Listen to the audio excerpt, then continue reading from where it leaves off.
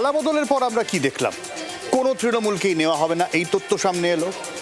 তারপর সেটা আস্তে আস্তে ভালো তৃণমূল খারাপ তৃণমূলে দাঁড়ালো। তারপরে আমরা দেখলাম যে তৃণমূল সাংসদরা তারা দল ছেড়ে বিজেপিতে গিয়ে বিজেপির সাংসদ হয়ে যাচ্ছেন। আর এইবার নতুন যে তথ্য সামনে আসছে, অন্তত সূত্র মারফত খবর, ওই ভালো খারাপ কোনো কিছু না, একেবারে ফ্লাডগেট খুলে দেওয়া হবে, হুড়মুড়িয়ে তৃণমূল বিজেপিতে ঢুকে পড়তেই পারে। রাজ্যের উন্নয়নের জন্য এটা জরুরি বলে মনে করছেন বিজেপি শীর্ষ নেতৃত্বের একাংশ, অন্তত এমনই সূত্র মারফত খবর এসেছে।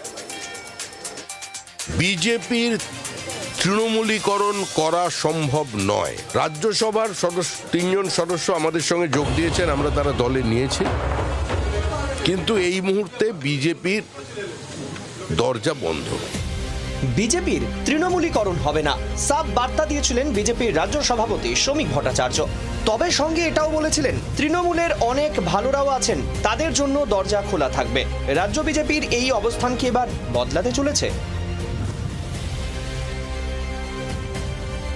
সূত্রের খবর, বিজেপির পশ্চিমবঙ্গের দায়িত্বে থাকা এক কেন্দ্রীয় নেতা ঘনিষ্ঠ মহলে জানিয়েছেন, ভালো তৃণমূল খারাপ তৃণমূল কথার কথা, আমরা বাংলার হারানো ঐতিহ্য ফেরাতে চাই, এই কাজে সবাইকে প্রয়োজন।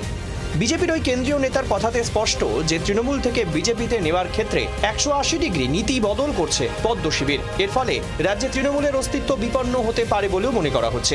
যদিও পুরো বিষয়টা এখন জল্পনা দাবি করেও প্রকাশ্যে কিছু বলতে নারাজ রাজ্য বিজেপি নেতারা। দেখুন, এই বিষয়ে কোনো সিদ্ধান্ত হয়েছে বলে আমার জানা নেই।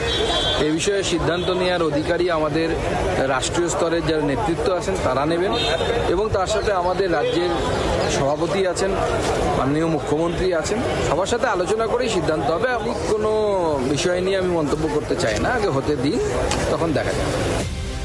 কালীঘাট শিবির অবশ্য এতে বিজেপির ঘোর দুর্দিন আসবে বলে মনে করছে। 4 তারিখের রেজাল্টের আগে পর্যন্ত বিজেপি করেছেন, তো তাদের তো ঘোর দুর্দিন আসছে, কারণ সব তৎকাল বিজেপি গুলোই তো পাড়ায় পাড়ায় দাদাগিরি অসভ্যতা যেগুলো করছে, তা এগুলো সব দায়ভার কি আপনাদের ঘাড়ে পড়বে, আপনার পার্টির ঘাড়ে পড়বে?